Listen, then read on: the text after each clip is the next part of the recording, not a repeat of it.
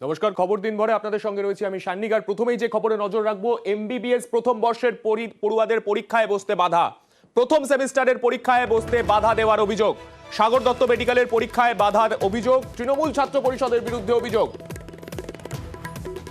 আরো বিস্তারিত জেনে নেব, আমাদের প্রতিনিধি সুবীর আমাদের সঙ্গে রয়েছেন এই মুহূর্তে। সুবীরের কাছে চলে যাব। সুবীর, প্রথমেই জিজ্ঞেস করব, তুমি আগেও বলছিলে হোয়াটসঅ্যাপে এই হুমকি দেয়া হচ্ছে, কি কি অভিযোগ মূলত সামনে আসছে?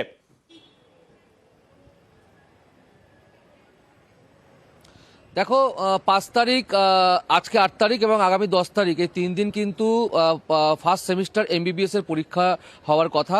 এবং তোমাকে জানিয়ে রাখি, হোয়াটসঅ্যাপ গ্রুপে কিন্তু হুমকি দেওয়া হয়েছে এবং সেখানে বলা হয়েছে যে কোনো রকমভাবে কিন্তু পরীক্ষার হলে কেউ যাবে না। যারা যে সমস্ত ছাত্র আছে, অর্থাৎ 125 জন ছাত্র, তারা কিন্তু ডরমিটরিতে এসে তাদের অ্যাটেন্ডেন্স দিতে হবে। এবং যদি কেউ পরীক্ষার হলে পরীক্ষা দিতে যায় তাহলে কিন্তু পরবর্তী সময় তাদেরকে ভুগতে হবে। এবং এই ঘটনাকে কেন্দ্র করে ছাত্রছাত্রীদের মধ্যে কিন্তু একটা আতঙ্ক তৈরি হয়েছে এবং এই নিয়ে কিন্তু সরব হয়েছে অন্য সংগঠন, অত এডিআইসিও পক্ষ থেকে সংগঠন, তারা কিন্তু প্রিন্সিপালকে অভিযোগ জানিয়েছে এবং এই সমস্ত অভিযোগ অস্বীকার করেছে তৃণমূল ছাত্র পরিষদের পক্ষ থেকে। তারা বলেছে যে হাসপাতালে কোনো রকমভাবেই এই যে শিক্ষার যে জায়গা, সেখানে কিন্তু কোনো রকমভাবেই তৃণমূল ছাত্র পরিষদ কোনো রকমভাবে বাধা হয়ে দাঁড়ায় না। এবং এই জায়গা থেকে যে ঘটনাগুলো হচ্ছে, এটা তৃণমূল ছাত্র পরিষদকে চক্রান্ত করে ফাঁসানোর চেষ্টা করা হচ্ছে এবং তাদের নাম বদনাম করার চেষ্টা করা হচ্ছে। আমরা কথা বলেছিলাম হাসপাতালের যিনি প্রিন্সিপাল রয়েছেন পার্থপ্রতিম প্রধানের সঙ্গে। তিনি কিন্তু ক্যামেরার সামনে কিছু বলতে চাননি, কিন্তু তিনি আমাদের ফোনে বলেছেন যে এই ঘটনা অনভিপ্রেত এবং এই ধরনের ঘটনা প্রতিষ্ঠান এবং সরকারকে কিন্তু বদনাম করছে। আগামী দিনে বৈঠক হবে এবং বৈঠকে এই সমাধান সূত্র বের করা হবে। পাশাপাশি হাসপাতালের যিনি সুপারিনটেন্ডেন্ট রয়েছেন সুজয় মিস্ত্রি, তিনি কিন্তু পরিষ্কারভাবে বলেছেন যে এই ধরনের কোনো অভিযোগ তার কাছে অন্তত আসেনি। যদি এই ধরনের কোনো অভিযোগ আসে, তিনি কিন্তু এই বিষয়টি খতিয়ে দেখবেন। এই যে হুমকি এবং এই যে পরীক্ষা বয়কট, এই নিয়ে কিন্তু সাগর দত্ত হাসপাতালে যারা পরীক্ষার্থী রয়েছেন তাদের মধ্যে কিন্তু যথেষ্ট আতঙ্ক তৈরি হয়েছে। এই মুহূর্তে আমাদের কাছে যে ছবি এসছে, সেখানে দেখা যাচ্ছে যে আজকেও পরীক্ষা হয়নি এবং পরীক্ষা কেন্দ্র হচ্ছে পুরো ফাঁকা এবং পরীক্ষা কেন্দ্রের ভেতরে কিন্তু কোনো ছাত্রছাত্রী নেই। ধন্যবাদ সুবীর।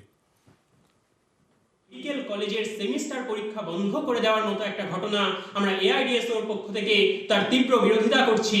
আমরা দাবি করছি যে কলেজে পড়াশোনার উপযুক্ত পরিবেশ ফিরিয়ে আনা হোক, কলেজের গণতান্ত্রিক পরিবেশ বজায় থাকুক এবং কলেজ কর্তৃপক্ষ টিএমসিপির এই হুমকিদাতাদের, এই সন্ত্রাস সৃষ্টিকারীদের বিরুদ্ধে যথাযথ শাস্তিমূলক ব্যবস্থা নিক। ফরওয়ার্ড এসএমএস কখনোই প্রুফ করতে পারে না যে সেটা কে করেছে। তৃণমূল ছাত্র পরিষদ বা কোনো কারণের জন্য বা কেউ পরীক্ষা দেওয়া বন্ধ হয়েছে এটা না। প্রথম কথা, পরীক্ষা বাতিল কখনোই হয়নি। তারা পরীক্ষাটা ডেট পরিবর্তন করেছে। তারা নিজের কিছু পার্সোনাল প্রবলেমের জন্য এবং পড়াশোনা হয়নি বলে তারা তাদের এইচওডি যারা আছেন তাদের কাছে গিয়ে তারা ডেটা জমা দিয়েছে। তারা বলেছে, স্যার আমরা এই ডেটগুলোতে এক্সামগুলো দিতে পারবো না, আমরা যদি তার পড়ার জন্য আরও কিছু সময় এক্সট্রা পাই। যারা বলছে সেগুলো সম্পূর্ণ হচ্ছে মিথ্যে এবং তারা তাদের নিজের স্বার্থ চরিতার্থ করার জন্য বলছে এগুলো। ইউনিভার্সিটি পরীক্ষা নেই, বিভিন্ন ইন্টারনাল অ্যাসেসমেন্ট পরীক্ষা হতে থাকে হাসপাতালে। এবারে সেই অর্থে এই ধরনের কোনো অভিযোগ, কোনো সাংগঠনিক অভিযোগও আমাদের কাছে নেই। হয়তো তাদের সুবিধা অসুবিধার কথা তারা কলেজের অধ্যক্ষর কাছে বলেন, সেটা একরকম, কিন্তু সেই অর্থে যে কোনো অভিযোগ যে পরীক্ষা দিতে দেওয়া হচ্ছে না বা এরকম অভিযোগও আমাদের কাছে কিন্তু নেই। আর এবার নজর রাখবো বাঁকুড়ার খবরে। বাঁকুড়ায় রাজ্য সড়ক অবরোধ করে বিক্ষোভ, সেই ছবি দেখতে পাচ্ছেন। বাঁকুড়ায় একটি স্পঞ্জ স্টিলের কারখানা, সেই কারখানা দীর্ঘদিন ধরে বন্ধ হয়ে রয়েছে এবং যারা এখানে শ্রমিক রয়েছেন তারা কিন্তু তাদের যে বকেয়া মজুরি, সেই মজুরি এখনো পর্যন্ত পাননি। বাঁকুড়া শালতোরা রাজ্য সড়ক, সেই কারণে তারা অবরোধ করেছেন। এখনো পর্যন্ত অবরোধ চলছে এবং সেই অবরোধ যতক্ষণ চলবে, কি পরিস্থিতি রয়েছে আমরা জেনে নেব।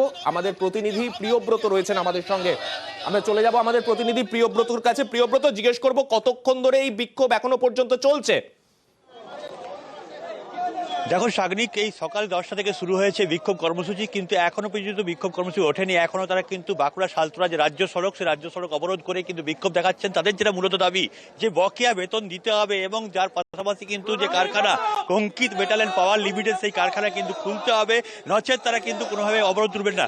এই অবরোধ স্থলে কিন্তু প্রচুর গাড়ি দাঁড়িয়ে রয়েছে এবং বারবার ধরে প্রশাসনিক লোকজন, যেমন যেটা সম সংগঠনের মানুষজন এবং পাশাপাশি কিন্তু ছাতনার যে আইসি রয়েছেন থানার এবং তার ভিডিও, তারা কিন্তু এসছেন ঘটনাস্থলে, বোঝানোর চেষ্টা চলছে। বারবারই কিন্তু বিক্ষোভকারীদের মুখে সম্মুখীন হচ্ছেন এবং তারা কিন্তু অবরোধের মুখে পড়তে হচ্ছে।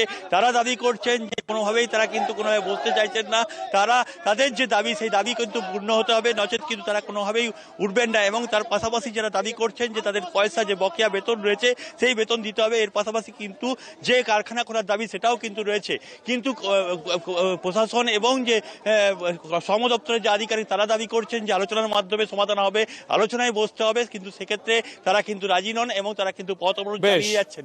এক্ষেত্রে যেটা হয়েছে সেটা বাঁকুড়া সালতোরা যে রাজ্য সড়ক, সেই রাজ্য সড়ক কিন্তু দীর্ঘক্ষণ ধরে অবরুদ্ধ হয়ে রয়েছে, প্রশাসনের উপর চাপ বাড়ছে এবং সেক্ষেত্রে কিন্তু প্রশাসনের লোকজন কিন্তু এখানে রয়েছেন, পুলিশ প্রশাসন রয়েছেন। বেশ, প্রিয়ব্রত, তুমি সঙ্গে থাকো। এই যে দীর্ঘক্ষণ ধরে রাজ্য সড়ক অবরুদ্ধ হয়ে রয়েছে, স্বাভাবিকভাবেই স্থানীয় মানুষ তারা কিন্তু ভোগান্তির সম্মুখীন হচ্ছেন, তবে বকেয়া মজুরির দাবিতে শ্রমিকরা আন্দোলন এখনো চালিয়ে যাচ্ছেন।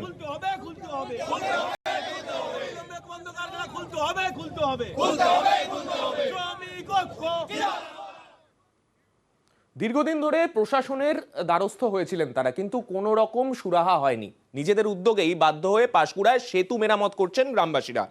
পাঁশকুড়ার কেশপাট গ্রাম পঞ্চায়েতের হাতিশালে সংস্কারের অভাবে বেহাল কাঠের সেতু, সেই সেতু দিয়ে নিত্যদিন যাতায়াত করতে বাধ্য হন এলাকার মানুষ। অভিযোগ, দিনের পর দিন এই গুরুত্বপূর্ণ সেতু বিপজ্জনক অবস্থায় পড়ে রয়েছে। কি বলছেন স্থানীয়রা, শুনে নেব। এখানে পড়ে যাওয়ার চান্স থাকে, এখানে ভাঙা অনেক থাকে, সেখানে পা গলে যায়, অনেক সময় পড়ে যাওয়ার চান্স থাকে। পোলটা একটু ভাঙা থাকে, যাতায়াতের জন্য একটু ভয় হয়। দীর্ঘদিন এই ভাঙা পোল দিয়ে যাতায়াত করতে হয়। হ্যাঁ। তো এই গ্রামে কাঠের পুল দীর্ঘ 50 বছর আছে, এরকম ভগ্ন অবস্থায় থাকে। আবার অনেক কিছু নড়াচড়ার পরে সরকার পক্ষ থেকে কাঠের পুল হয়, আবার ভেঙে যায়। তো আমরা দীর্ঘদিন ধরে দাবি করে আসছি না পাকাপোক্ত পুলের জন্য। সরকার আমাদেরকে অনেক আশ্বস্ত করছে 50 বছর ধরে, এবারেও আশ্বস্ত করছে, কিন্তু কোনোবারে কোনো কিছু হয়নি। 3 বার গ্রাম কমিটি থেকে আমরা সারাইছি, আজকেও সারাচ্ছি। কালকে একজন লোক পড়ে গেছিলো, তারও অবস্থা খারাপ, হসপিটালে ভর্তি আছে। তো এরকম পজিশনে আমরা চাইবো আপনার মারফত সরকারের কাছে খবর দিয়ে দিতে, যাতে করে আমরা এইটা পাই, পোলটা পাকা পুলটা হয়ে যায়, তাহলে আমরা অন্তত স্কুলের বাচ্চাদের ক্ষেত্রে অন্তত লাভজনক হয়। অত্যন্ত উদ্বেগজনক পরিস্থিতি, যেখানে স্থানীয় মানুষ নিজেদেরকেই তাদেরকে সারিয়ে নিতে হচ্ছে নিজেদের সেতু। কেন তারা প্রশাসনের দ্বারস্থ হওয়ার পরেও কোনো রকম সুরাহা পাননি, জেনে নেব। আমাদের প্রতিনিধি সুজিত রয়েছেন আমাদের সঙ্গে। সুজিতকে জিজ্ঞেস করবো, সুজিত, দীর্ঘদিন ধরে এই অবস্থায় পড়ে রয়েছে সেতুটা, তারপরেও প্রশাসন কিছু করতে পারলো না কেন? স্থানীয়দেরকে কেন বাধ্য হয়ে হাত লাগাতে হলো? দেখো, প্রশাসন কেন করতে পারলেন না বা জনপ্রতিনিধিরা তারা বলতে পারবেন, তবে তাদের যে উদাসীনতা রয়েছে সেটা একবারে স্পষ্ট। এর ফলে কি হচ্ছে, সমস্যায় পড়ছেন, দুর্ঘটনা ঘটছে, একের পর এক এই ঘটনার ফলে দুর্ঘটনা ঘটছে। তার ফলে তারা আর বসে থাকতে পারলেন না, তারা হাত লাগালেন। গ্রামবাসীরা, স্থানীয় মানুষজন তারাই করছেন সারাই মেরামতি, কারণ না হলে তাদের কিন্তু সমস্যায় পড়তে হচ্ছে। একাধিক স্কুল রয়েছে, স্বাস্থ্যকেন্দ্র রয়েছে, বাজারহাট রয়েছে, যাতায়াত করতে হয় এবং এটা অত্যন্ত গুরুত্বপূর্ণ এই একটা যাতায়াতের জায়গা। সেখানে কিনা একেবারে উদাসীন প্রশাসন, তারা কিন্তু একদিকে যেমন ক্ষুব্ধ, বারবার দরবার করে সাড়া পাননি বলে, তেমন কিন্তু হাত গুটিয়ে আর বসে থাকা যায় না, এটা মনে করেই কিন্তু হাত লাগালেন। গোটা বিষয়টি ঘটছে কোথায় না, একেবারে পূর্ব মেদিনীপুরে। এই যে পূর্ব মেদিনীপুরের এই জায়গা, যেটা পাঁশকুড়া, যেটা রীতিমতো মানুষকে ভোগান্তির শিকার হতে হচ্ছে এবং তারা বলছেন যে যাতায়াত করতে হলে এই সেতু না থাকা মানে কিন্তু ঘুরে অনেক দূর থেকে আসতে হচ্ছে। এবং সান্নিক তুমি দেখতে পাচ্ছ যে ছবি দেখাচ্ছে, সেখানেই স্পষ্ট হবে এ ব্যাপারে উদাসীন থাকা প্রশাসনের একেবারেই উচিত নয়। দুর্ঘটনা ঘটছে, আরও ঘটবে। বুঝতে পারছি সুজিত, খুব উদ্বেগজনক পরিস্থিতি এবং যেভাবে স্থানীয় মানুষ প্রশাসনের দ্বারস্থ হয়েও কোনো সুরাহা পাননি, স্থানীয় প্রশাসন, জেলা শাসক তিনি কি বলছেন শুনে নেব।